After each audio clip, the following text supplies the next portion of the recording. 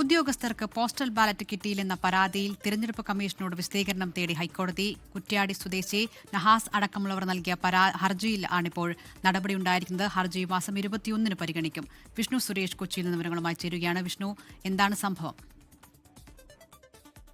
ജില്ലാ തെരഞ്ഞെടുപ്പ് സമയത്ത് തന്നെ ഈ ഹർജി ഹൈക്കോടതിക്ക് മുമ്പാകെ വന്നിരുന്നു. പ്രത്യേകിച്ച് ഈ സർക്കാർ ഉദ്യോഗസ്ഥർക്ക് പോസ്റ്റൽ ബാലറ്റ് ലഭിക്കുന്നില്ല എന്നുള്ളതായിരുന്നു ആക്ഷേപം. 21,756 പേർക്ക് പോസ്റ്റൽ ബാലറ്റ് ലഭ്യമായിട്ടില്ല. അതുകൊണ്ട് അവരുടെ സമ്മതിദാന അവകാശം നഷ്ടപ്പെടും തുടങ്ങിയ കാര്യങ്ങൾ ചൂണ്ടിക്കാണിച്ചാണ് ഹർജി എത്തിയത്.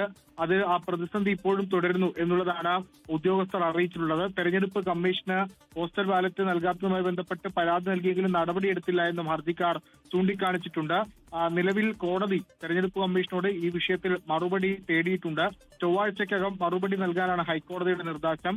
ഹർജി അടുത്ത ചൊവ്വാഴ്ച വീണ്ടും പരിഗണിക്കും.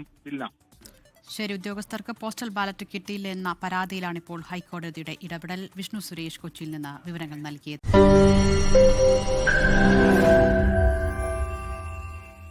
ലോകത്തെവിടെയായാലും ഏത് സമയത്തും 24 വാർത്തകളും ഓഗ്മെന്റഡ് റിയാലിറ്റി പാക്കേജുകളും എക്സ്പ്ലെയിനറുകളും വിശദമായി കാണാൻ ഞങ്ങളുടെ യൂട്യൂബ് ചാനൽ നിങ്ങൾക്ക് സബ്സ്ക്രൈബ് ചെയ്യാം.